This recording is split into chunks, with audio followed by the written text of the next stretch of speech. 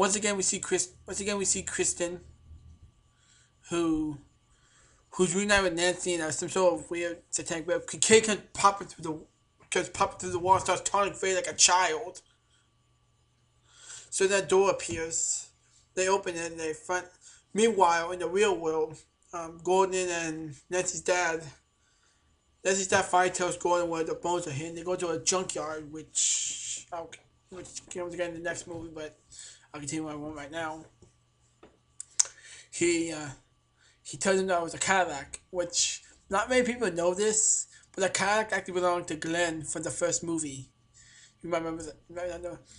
So they pop over the trunk and they decide to get buried. Meanwhile, Nancy, Kristen, and Kay find Joe who's suspended like some sort of weird lava pit. And they proceed to try to kick Faye's ass. Nancy's trying to pull Joey up after Faye releases him. Kristen like dips this sort of judo from and drop kicks him. Kay grabs Nancy like this and pulls her up. Then he grabs a pipe and starts whacking Freddy with it. Because that's what pisses Freddy off. He knocks him away, grabs Kay by the throat, picks him up. That's grabs like a spike or something, jams it right into face. He just stands there laughing and he pulls it out. He went to share where we see the faces of his victims on his chest, which is actually pretty gross. Like, for some strange reason, Faye can like sense what's going on. Instead of killing him, he drops Kincaid, disappears. While Gordon and Thompson are trying to, do the bone, bury the bone. Faye possesses the bones. For some reason, Thompson gets next to sort of judo move. But then finally he feels like his daughter's not saying. He picks up like a pipe or something, starts swinging at him. Faye blocks and stabs the guy, picks him up and hucks him like 20 feet into a Cadillac. Gordon picks up like a tyrant something. So blocking, he picks up the shovel. Faye slaps him across the chest, knocks him into the grave where he's supposed to be. So I'd bury him alive. Which is actually kind of funny. I mean, Freddy basically just pwned those two guys. And then start burying the guy. Well, anyway, Joey, Kristen, Nancy, and Kincaid are find some sort of weird room full of mirrors when Faye shows up again in the mirror. He's like, nah, nah, nah, nah, nah, nah, you can't get out, nah, nah, nah, nah, nah.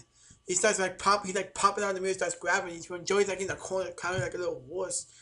And then he screams at the top of his lungs. No! And it breaks all the mirrors. It breaks like all the mirrors. And then they think it's over. They think Joey did so good that he actually broke the mirror. Yeah.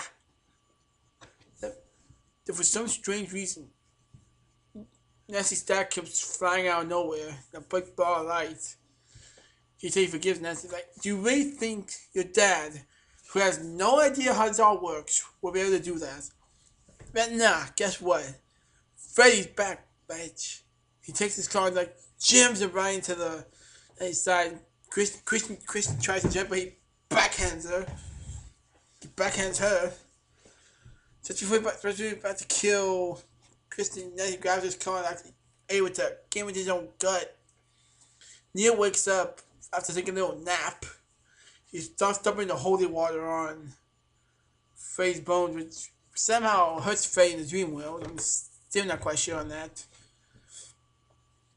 And Faye starts spinning around like Wonder Woman. He starts going and spinning around like Wonder Woman. It blows up. Yeah, he blows up. He got put to rest. He got consecrated. He got buried. And he got holy water dumped all over him. Was he a vampire? Nancy didn't survive this time. Her injuries were too severe. She actually died in Kristen's arms. That like Kristen, of course, who thought Nancy the big sister. During the funeral, we see them one more time. So is Gordon, who actually follows the nun, and we find out one very important thing. It's Mary Helena, who turns out to be Amanda Kruger. Well, we find out later on that Amanda wanted to help stop Faye once and for all. That's why she died to help him.